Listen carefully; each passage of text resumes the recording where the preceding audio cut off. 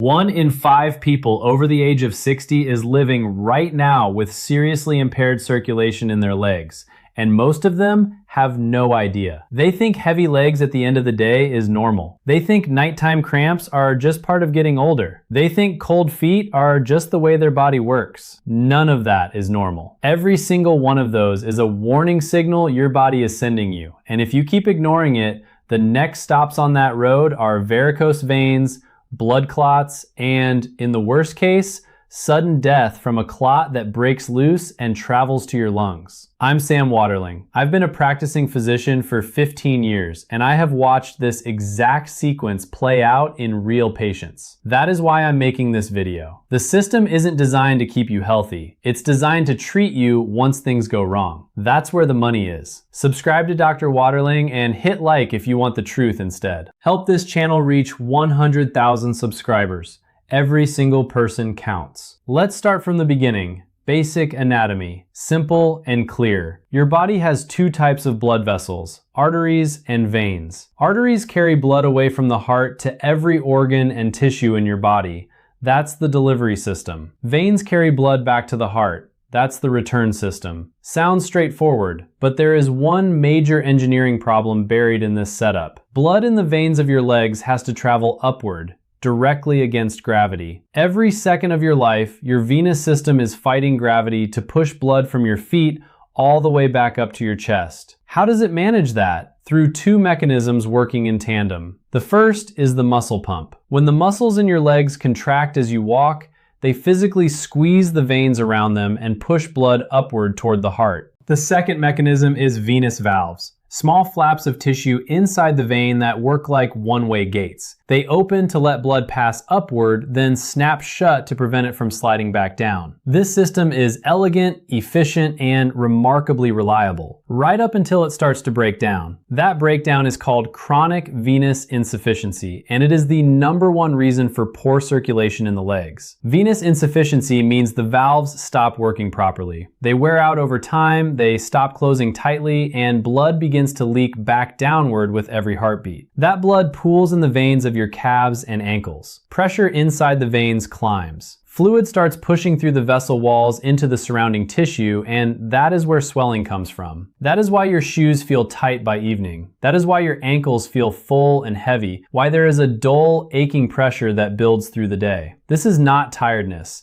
This is blood stagnation, and it is a chronic condition, which means it does not get better on its own. Without intervention, it progresses, slowly but reliably year after year. Why do the valves wear out in the first place? There are several reasons, and most of them are preventable or at least manageable. Age is the primary driver. The walls of blood vessels lose elasticity over the decades, and the valve tissue weakens with them. Excess body weight dramatically increases the mechanical pressure on the veins of the legs. Prolonged sitting or standing shuts down the muscle pump. Blood simply stagnates because there is no movement to push it. Pregnancy increases pressure on the pelvic veins and disrupts drainage from the legs. And genetics plays a real role. If your parents had varicose veins, your personal risk is substantially higher than average. One thing I want you to understand clearly: venous insufficiency is not a cosmetic issue. It is not about small visible veins on your legs. It is a structural failure of the vessel wall with serious downstream medical consequences. Now let's talk about the second mechanism behind poor leg circulation, one that almost nobody discusses. It's lymphatic congestion. Your lymphatic system is a separate network of thin vessels running alongside your blood vessels throughout your entire body. These vessels carry lymph, a clear fluid that collects everything the tissues need to get rid of: cellular waste products, toxins, excess water, immune cells that have finished fighting an infection. Think of it as your body's drainage and waste removal system. Here is the critical difference from the blood circulation. The lymphatic system has no pump. None. There is no lymphatic equivalent of the heart. Lymph moves exclusively because the muscles around it contract. When you move, lymph flows. When you sit at a desk all day or stand in one place, lymph stagnates. It backs up into the tissues and contributes directly to swelling and heaviness in the legs. There is one more factor that most people would never connect to their leg problems: the condition of the lower spine. The major lymphatic collecting vessels, the trunks that gather lymph from the entire lower half of the body, run very close to the lumbar vertebrae, the bones of your lower back. If there is muscle tension, poor posture, or vertebral misalignment in that zone, it creates a physical obstruction to lymphatic drainage from the legs. The result is that patients complain of leg swelling and heaviness at the same time they complain of lower back pain. And they treat the back separately and the legs separately, never understanding they are looking at a single interconnected problem. When lymphatic congestion becomes chronic and severe, it progresses to lymphedema, a serious condition where the tissue hardens, the skin darkens, tissue nutrition is impaired, local immunity drops, and non-healing wounds and ulcers begin to appear. Let me now walk you through where all of this leads if it goes untreated. I want you to take this seriously, not with panic, but with a clear-eyed understanding of what is actually at stake. The first serious complication is phlebitis. Phlebitis is inflammation of the vein wall. When blood stagnates for long enough, it irritates and inflames the vessel wall from the inside. The vein becomes tender to the touch. The skin over it turns red. There is swelling along the course of the vessel. This is no longer just discomfort. This is an active inflammatory process that requires medical treatment. The next step up from phlebitis is thrombosis, the formation of a blood clot inside the vessel. Stagnant blood combined with an inflamed vessel wall creates the perfect conditions for clotting to happen right inside the vein. A thrombus, a dense, solid clot, forms and partially or completely blocks the vessel. Blood flow is disrupted, the leg swells further, pain intensifies. The skin may develop a bluish tint. If the clot forms in a superficial vein, that's unpleasant and painful, but manageable. If it forms in the deep veins of the thigh or calf, that is deep vein thrombosis, and that condition is life-threatening. Why life-threatening? Because a clot in a deep vein can detach at any moment, during a sudden movement, during straining, even during sleep. Once it detaches, it becomes an embolus, a traveling clot. It enters the general bloodstream and flows exactly where the veins lead, to the heart, and from there into the lungs. In the pulmonary artery, it lodges and blocks blood flow. That is called pulmonary embolism. It is one of the fastest killing events in clinical medicine. A person can die in minutes, without warning. They simply get out of bed in the morning and that is it. This is why I have zero tolerance for treating venous problems as trivial. They are not trivial. They are a potentially fatal condition with clear, identifiable early warning signs.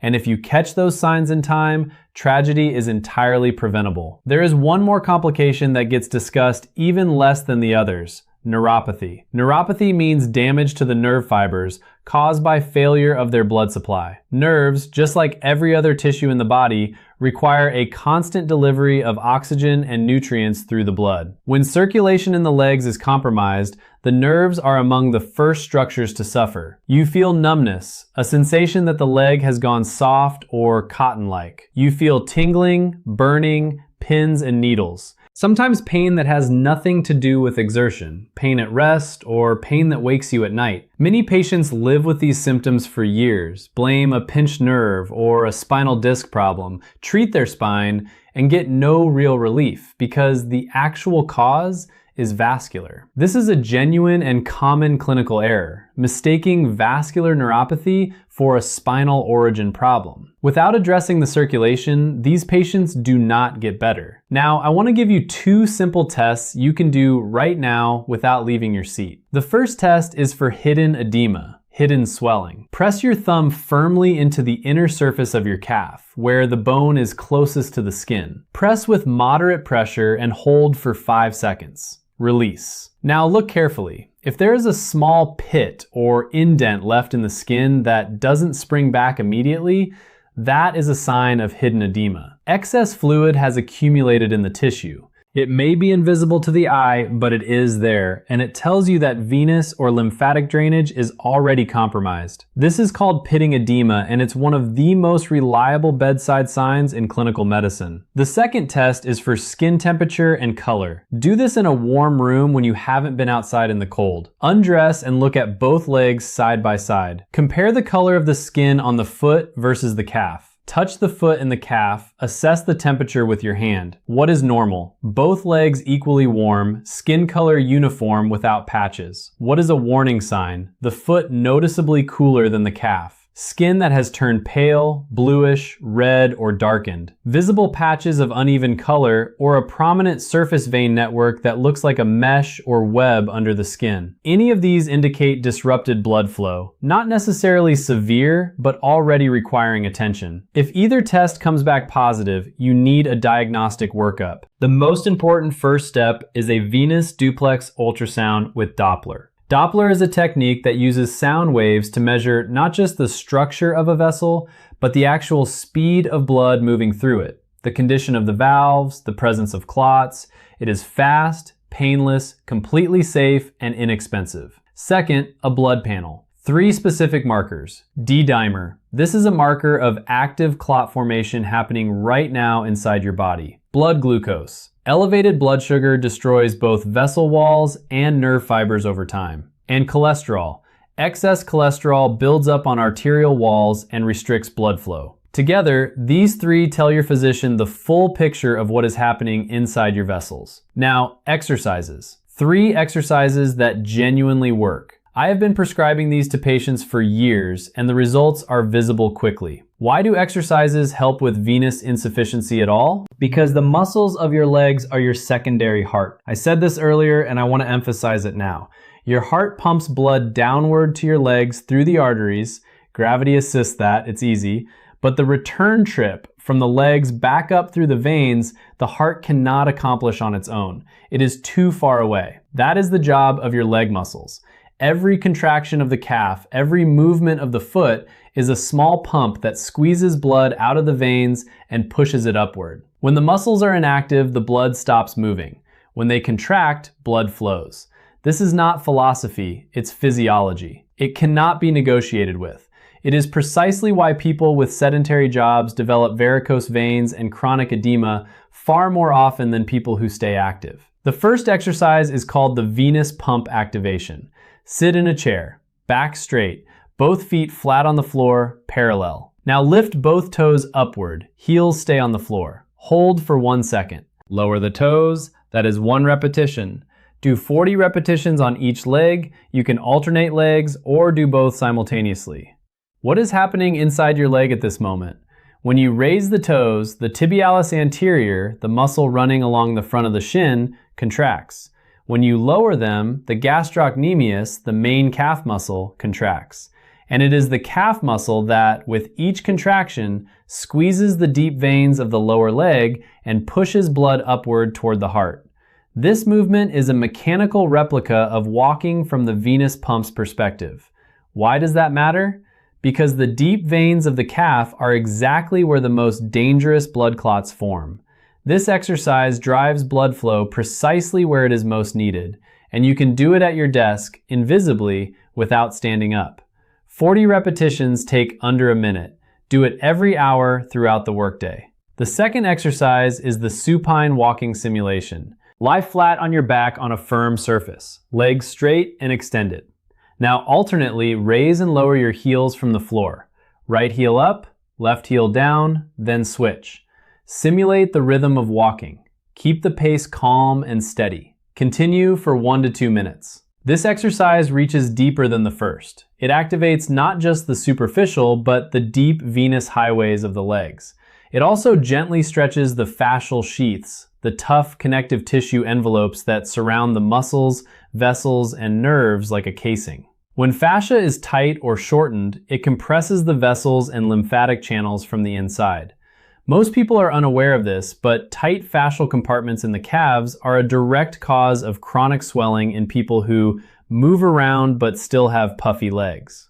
This exercise gradually releases fascial tension and improves microcirculation. Blood flow in the smallest capillaries, the ones responsible for delivering oxygen to individual cells and keeping nerve fibers alive. The third exercise is the vascular pump for the thighs. Stand with your feet shoulder width apart. Soften your knees, not a deep squat, just a slight bend so the legs aren't locked straight. Now make small bouncing movements up and down, not fully straightening the knees at the top. 1 cycle up and down equals 1 second. Keep the pace fairly brisk, 30 repetitions. This is the most powerful of the three from a hemodynamic standpoint. Hemodynamics is simply the study of how blood moves through the circulatory system. During this exercise, the thigh and calf muscles fire simultaneously, creating a pumping effect across the entire venous system of both lower limbs at once. Research in exercise physiology has shown that intense contraction of the lower limb muscles increases the throughput of the capillary network, the smallest vessels, by as much as 600 times compared to a resting state. Not 6 times, 600. That is why your legs literally feel revived after this exercise. The heaviness lifts, fatigue dissolves, the skin warms up. Arterial inflow to the feet accelerates.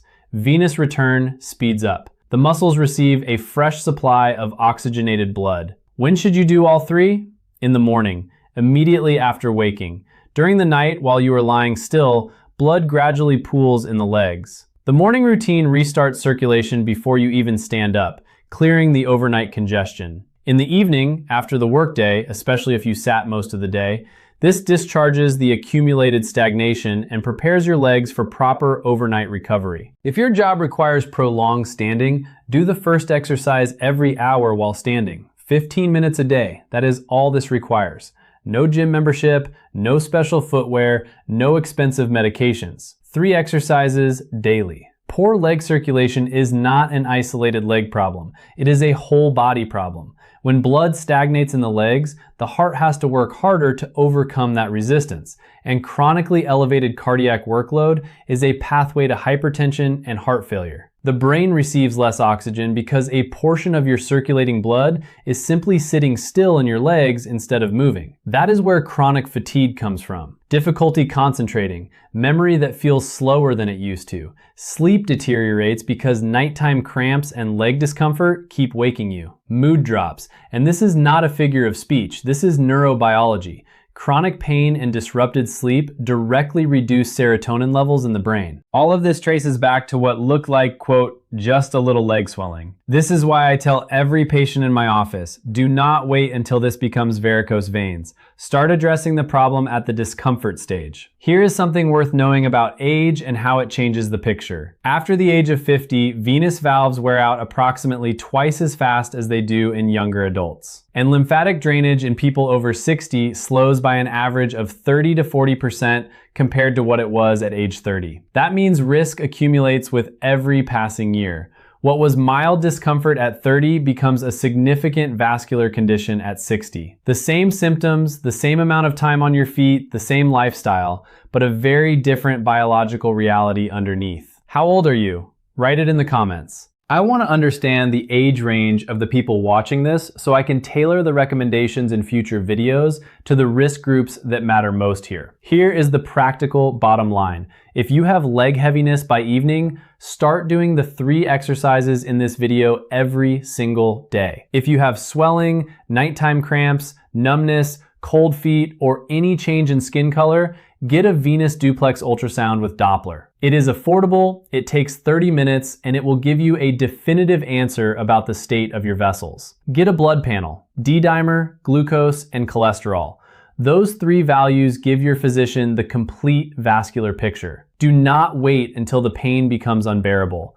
Do not wait until the swelling becomes permanent. Venous insufficiency caught early responds well to conservative treatment. No surgery, no hospital stays. Advanced deep vein thrombosis is an intensive care situation, and the outcomes are not always good.